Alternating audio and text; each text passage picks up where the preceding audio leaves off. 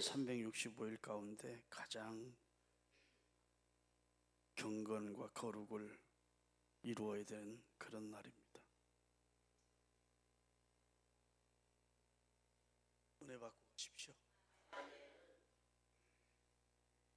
여러분, 예수님은 살해되신 것이야. 힘이 없어서 체 분리해서 권력자들에게 살해되신 것이야. 예수님은 우리를 위해서 대속의 죽음을 죽어주신 것. 그렇기 때문에 고난주간은 우리가 애도하는 주간, 예수님의 죽음을 슬퍼하면서 애도하는 것은 예수님의 십자가와 나와 어떤 관계가 있는지를 말씀을 통해서 깊이 묵상합니다. 왜 죄 없으신 예수님이 그 처절한 십자가에 죽으심을 당해야 됐나? 왜 하나님이신 그분이 피조물인 인간의 죄를 입고 오셔서 왜 죄 없으신 그분이 억울하게 죽으셔야 됩니까? 그 이유는 우리를 살리시기 위함. 100% 우리를 위해서입니다. 제가 고등학교 때요, 부르는 찬송 가운데 아주 받은 찬송이 있어요. 이 찬송 부르면 정말 감동이 되고 눈시울이 뜨거워지고. 제가 고등학교 3학년 때 주일학교 교사로서 여름방학 때 대천 해수욕장 교회에 수련회를 갔습니다. 교사 수련회. 근데 이 찬송을 작시하시고 작곡하신 오소은 박사라는 분이 강사로 오셔서 어린이를 어떻게 가르칠 것인가 이런 내용의 강의를 하시다가 자기가 지은 노래 몇 곡을 가르쳐 주셨는데 그때 이 찬송을 배우게 됐습니다. 그래서 제 삶을 결정하는데 굉장히 큰 역할을 했다고 할 수 있어요. 나 주를 위해 살아야 되겠다 그런 결심을 하게 됐는데, 오늘 새벽에 한번 부를 테니까 음악 감상한다 생각하지 마시고 은혜 받으시기 바랍니다. 누구 위해 오시었나 주 예수님은, 누구 위해 찔리셨나 저 창자우고, 누구 위해 달리셨나 저 십자가에, 누구 위해 죽으셨나 주 예수님은, 날 위해 고난 당했네. 나의 죄를 대신하여 주가 곤욕당하셨네. 나를 구원하신 이는 예수 그리스도, 나를 대속하신 이도 예수 그리스도, 나를 사랑하신 이는 예수 그리스도, 내게 생명 주신 이도 예수 그리스도,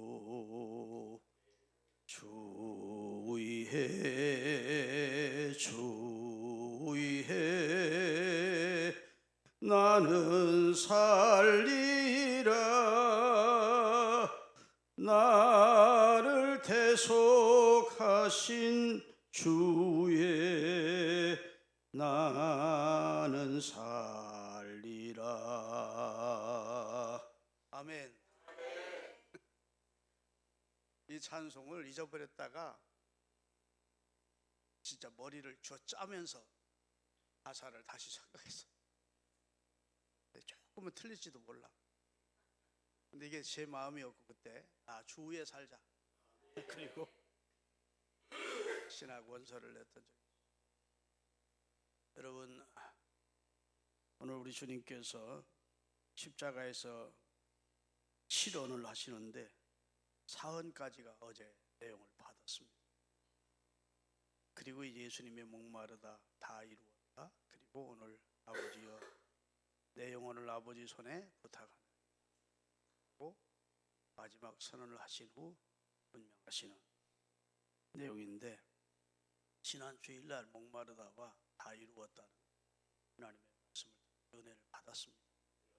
더 설명하지 않아도 아실 것이고, 오늘은 아버지 내 영혼을 아버지 손에 부탁합니다 라고 예수님이 마지막으로 하늘을 우러러보시며 아버지께 자기 영혼을 부탁한 내용을 통해서 은혜를 받도록 하겠습니다. 성산문이라고 하는 사육신의 충신이 있습니다. 그 성산문이 거열형을 당해요. 소가 머리, 양팔, 발 이렇게 찢어 죽이는 거예요. 수양대관을 대군 왕으로 인정하지 않고 단종을 폐위시키고 부양하면 수양에 대한 혁명을 일으키려 실패하고 그리고 처형을 당하는데, 그가 처형장에서 읊은 시가 있습니다. 여러분 아시는 분들이 많이 아시죠? 북은 울려 인의 목숨 재촉인데, 퉁퉁퉁퉁 치면서 형장에서 이제 칼로 죽이든지 그렇지 않으면 거열을 하기 전에 북은 울려 인의 목숨 재촉인데 돌아보니 해는 서산에 걸려 황천길엔 주막 하나 없다는, 오늘 밤 나는 어디서 쉬어갈까? 죽음 앞에까지는 담대했는데 죽음 이후에는 너무 패션만, 황천길엔 주막이 없다는, 나는 어디서 오늘 쉬어? 서글픈 시죠. 근데 예수님은 아버지 내 영혼을 아버지 부탁합니다. 스데반 집사도 주 예수여 내 영혼을 주님께 부탁합니다. 시편 32편 읽겠습니다. 다윗도 그렇게 기도합니다. 내가 이르기를 내 허물을 여호와께 자복하리라 하고 내 죄를 아뢰고 주께서 내 죄악을 사하셨나이다. 이거 잘못됐네. 거기도 보면 내 영혼을 여호와께서 부탁합니다. 주께서 나를 구속하셨나이다 이렇게 돼 있어요. 그런데 지금 장절이 잘못 제가 불러준 것 같습니다. 여하튼 여러분, 우리도 이 생을 마칠 때가 오는데 예수님처럼 아버지 내 영혼을 아버지 부탁합니다 이렇게 고백하고 하나님 앞에 설 수 있어요. 사람은요 육체와 영혼으로 돼 있다. 육체의 욕망을 쫓아 살면 성경은 사망이래요. 결국은 지옥의 형벌이래요. 영을 쫓아 육을 제어하면서 성령의 사람으로 살면, 하나님의 영이 임하면 하나님의 자녀가 돼서 하나님을 아빠라 부르는 자격도 얻고, 성령으로 살면 하나님께서 그 영혼을 맡아주신대. 우리 인생을 마치는 날. 여러분, 저는 목사라서 운명하는 사람들을 많이 보았습니다. 조금 전까지도 목사와 대화를 하는 거예요. 기도도 하고 알아듣고 이해하기도 하고 그 손을 잡고 있는데 갑자기 말씀을 안 하죠. 흔들어도 보여요. 그럼 무엇이 떠난 겁니까? 그 육체에서 영혼이 나간 거예요. 혼이 나. 그게 죽음입니다. 의학적으로는 죽음을 모든 실체 활동이 정지됐을 때, 그때 이제 사망 진단서를 떼줍니다. 기독교적으로 보면 이 육체에서 영이 분리됐을 때, 그때를 이제 죽음이라고 전하는. 아멘.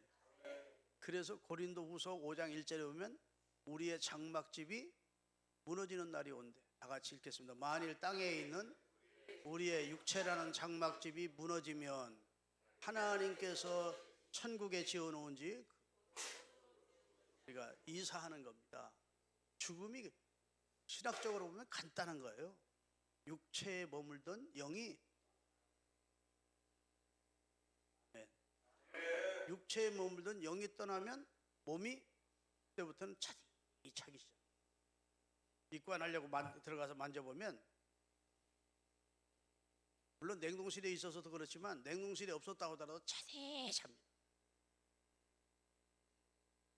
영이 떠나면 그 사람은 사람이 아니에요. 그때부터는 시체요. 시체. 그래서 1구, 2구. 여기 사람 몇 사람이 있어 그렇게 하죠. 시체가 나면 시체가 몇 구가 있습니다. 여기 몇 사람이 여기 있습니다. 이렇게 하지 않는다고. 사람은 영이 주체입니다. 창세기 3장에 보면 하나님이 육체를 흙으로 지으시고 생기인 하나님의 영을 그 속에 불어넣어 주심으로 사람이 생명이 된 겁니다. 이렇게 창조된 존재는 사람밖에 없어요. 다른 건 다 말씀으로 지었고 생기를 불어넣지는 않았어요. 하나님이 지었어도 동물도 지음받았는데 하나님이 생기를 불어넣어 생명이 되게 한 존재가 아니라고. 그래서 우리가 이 세상 살면서 육체 주도형으로 살면 안 됩니다. 자, 로마서 8장 5절부터 몇 절 읽겠습니다. 8절까지. 육신을 따르는 자는 육신의 일을, 영을 따르는 자는 영의 일을 생각하나니 육신의 생각은 사망이요 영의 생각은 생명과 평안이니라. 육신의 생각은 하나님과 원수가 되나니 이는 하나님의 법에 굴복지 아니할 뿐 아니라 육신적인 사람은 하나님의 법에 굴복할 수도 없대. 되지 않는데. 그 다음에 육신에 있는 자들은 하나님을 기쁘시게 할 수 하나님은 딱 못 박아버립니다. 육신에 속해 있는 자는 절대로 하나님을 기쁘시게 하죠. 여러분, 사람은 육체와 영으로 되어 있는데 대부분 육체 주도형으로 인생이 삽니다. 이제 육신의 정욕, 안목의 정욕, 이생의 자랑을 쫓아 사는 삶을 성경은 통칭해서 육신의 정욕대로 사는 사람이다. 갈라디아서 5장 19절부터 몇 절 읽겠습니다. 육체의 일은 분명하니 음행, 더러운 것, 호색, 주상숭배, 주술, 원수 맺는 것, 분쟁, 시기, 분냄, 당짓는 것, 분열, 이단, 투기, 술취함, 방탕, 그와 같은 것들이라. 전에 너희에게 경계한 것 같이 경계하노니 이런 일을 하는 자들은 하나님의 나라를 절대로 유업으로 받지 못해. 육신 주도형의 인생을 포기하지 않고 계속 육신 주도형으로 살면 하나님의 나라 유업으로 받지. 이렇게 성경은 선언하고 있습니다. 할렐루야. 그러니까 육체 위주의 인생을 살아. 영적인 건 인정하지 않고 그냥 유기시키는 대로. 육체주의적으로 신앙생활하는 사람은 새벽기도 한 번은 못 나와. 육체는 더 눕자, 더 쉬자 그래. 아멘 안 하네. 야, 뭐 굳이 새벽 예배까지 할 게 있어. 육체는 자꾸 우리를 땅으로 끌어내립니다. 세상에 붙어서 세상 것만 생각하고 세상에서 높임받고 자랑하고 뚱뚱거리고 사는 이런 쪽에 관심이 있지 영적인 것, 신령한 것 아니고. 여러분, 육체가 주도하는 인생을 살지 마시고 적어도 하나님의 말씀이 여러분을 주도하도록 성령의 사람이 되어야 돼요. 그래서 성령 충만 받아야 된다는 겁니다. 성령의 나를 이끌어가도록 해야 된다. 할렐루야. 이 성령 받으면 절로 열매 맺는데 갈라디아서 5장 22절에 보면 성령의 열매 그렇게 해놓고 사랑과 희락과 9가지 열매를 말씀하시는 거예요. 내가 맺으려고 애쓰는 게 아니라 성령 충만 받으면 그렇게 사랑이 되고 기쁨이 충만해지고 용서가 되고 할렐루야. 견디는 믿음의 인내를 갖게 만들어 주시는 것이죠. 믿습니까? 여러분, 육체 주도형의 인생을 포기하신 사람들이 그리스도인이에요. 나는 성령의 뜻을 따라 성령의 감동을 따라 하나님의 말씀이 인도하는 대로 살겠다. 이렇게 나름대로 결단한 분들이 그리스도인이에요. 어정어정하다 보니까 교회 나오게 됐고 어정하다 보니까 교회 집사 됐어. 오늘 장담 못합니다. 성령의 인침입니다. 믿습니까? 하여튼 육체 우주의 인생을 살겠다고 생각하지 마세요. 우리는 그건 육체는 십자가 밑에 못 박아버리고 그리스도 안에서 새롭게 태어난 사람으로 사는 은혜가 있기를 바랍니다. 육체는 물질적이고 세상 것만 좋아하는 겁니다. 그래서 먹고 마시고 음란하고 술 취하고 방탕하고 이런 데 관심이 있죠. 사람들에게 높임받고. 여러분, 하나님의 말씀을 붙들고 살아야 진정한 그리스도인인데 그 영혼을 주님께 맡기며 사는 성도가 될 수 있기를 바랍니다. 할렐루야. 나는 시편 23편 중에 참 은혜로운 말씀이 여호와는 나의 목자시니 다 귀한 말씀이지만 마지막 절이 제일 귀해요. 따라합시다. 여호와의 집에 영원히 거하리로다. 내가 이렇게 믿음으로 살다가 앞으로 여호와의 집에 들어가서 영원히 여호와와 함께 살겠다. 그게 다윗의 시라고요. 여러분, 우리가 이 땅을 살아간 한시적인 인생을 살다가 아버지의 집에 가서 영원히 하나님과 함께 살 수 있는 하나님의 사람으로 사는 법은 오늘 예수님께서 가르쳐준 대로 내 영혼을 맡길 아버지가 있어요. 아멘. 사람은요, 죽음 앞에 가면 이 영혼의 안식처, 영혼을 맡길 분, 영혼을 책임져 줄 분을 알지 못하고 믿지 않는 사람들은요, 죽는 게 너무너무 처참한 두려움과 공포에 짓눌려서 어떻게든 숨 한 번을 더 내쉬어보려고 막 헤르다가 죽는 모습을 따라합시다. 우리 하나님은 영혼의 주인이시다. 인간에게 생기를 넣어주신 분도 여호와 하나님이고, 에스겔서 18장에 보면 하나님은 모든 자의 영혼의 주인이십니다. 모든 인생의 영혼의 주인이 하나님입니다. 이 세상에 사는 동안 영혼의 주인을 알아야 되는데, 그리고 그 영혼을 맡길 분을 하나님 만날 준비를 하고 살아야 되는데, 그렇게 살지 못하니까 죽음 앞에는 막 벌벌벌벌 떨고, 죽을 사자는 생각하기도 싫어서 사층도 없애고 와이프층이라고 만들고, 사람들이 그렇게 죽는 건 싫어하는데, 사실은 예수님이 고마운 것은 죽음의 문제를 해결해 주려고 오신 거라고. 십자가는 죽음과 딱 맞닥뜨리게 딱 마주서게 하는 겁니다.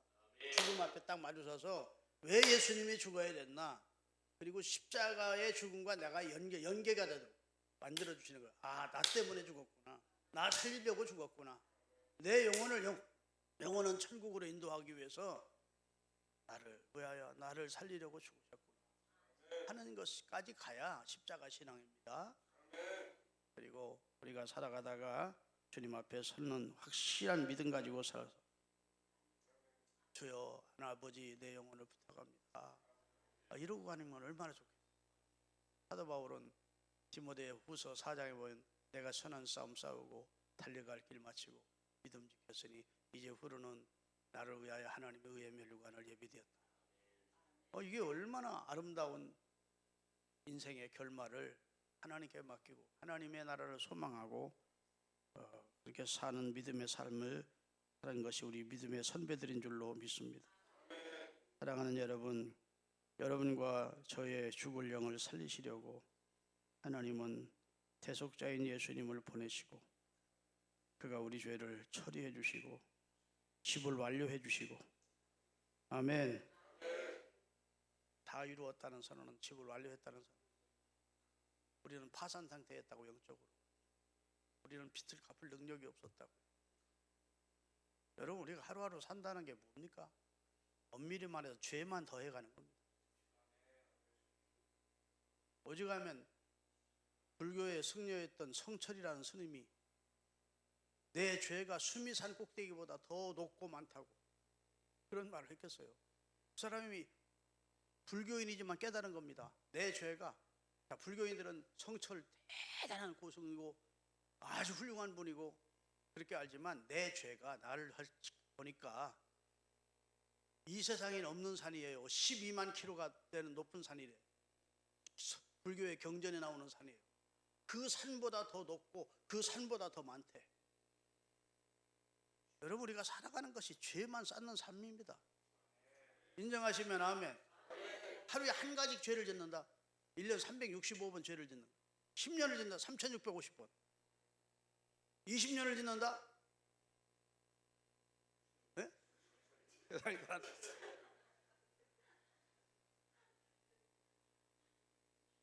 우리가 하루에 한 가지만 짓겠습니까? 죄를 마음으로 짓지, 행동으로 짓지, 눈으로 짓지, 입술로 짓지, 발로 짓지, 손으로 짓지, 의식적으로 짓지, 무의식적으로 짓지,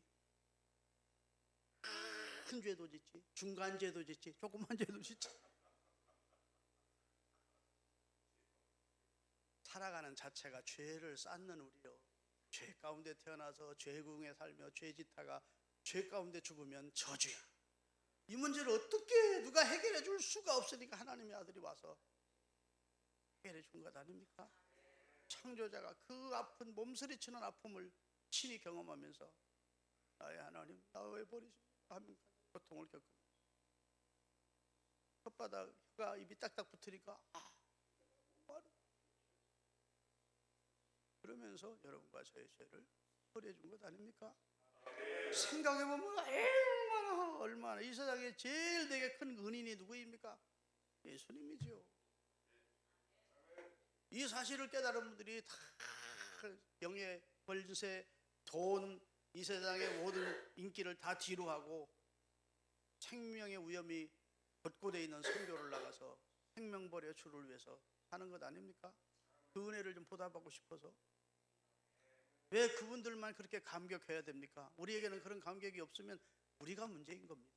똑같은 은혜를 하나님은 예수님을 통해서 우리에게 주셨는데 우리에게는 감격이 없다? 여러분, 믿음으로 살다가 아버지, 내 영혼을 주께 부탁드립니다. 이러고 주님 앞에 가자. 그러면 주님께서 우리를 위해 사람의 손으로 지은 집이 아닌 하나님이 지으신 영원한 집이 예비되어 있다. 할렐루야. 그래서 예수 그리스도를 주로 믿는 자는 요한계시록 14장 13절에 주 안에서 죽으면 복이 있다. 다 같이. 또 내가 들으니 하늘에서 음성이 나서 이르되 기록하라. 지금 이후로 주 안에서 죽는 자들은 복이다. 죽음도 복되대요. 그리고 성령이 이르시되 그러하다. 성령이 화답하고 이 땅의 삶의 수고를 그치고 천국에서 쉬리니 이는 그들이 행한 행사에 따라서 하나님이 상을 줄 것이다. 이 소망 가지고 사십시다. 이 몸의 소망 무언가 우리 주 예수뿐일세. 우리 주 예수 밖에는 믿으리 아주. 예수 위에 서십시다. 굳건한 반석 이시니 그 위에 내가 서리라. 그 위에 내가 서리라. 앞으로 살아가다가 무섭게 바람 부는 밤 큰 물결이 흘릴 때 우리 주 크신 은혜의 소망의 닻을 하나님께 두고 이 모든 가지고 주님 살던 죽던 주님 위에 살다가 주님 위에 죽게 해주옵소서. 이런 믿음으로 살아가시는 여러분과 제가 될 수 있기를 예수님의 이름으로 축원합니다. 기도하겠습니다.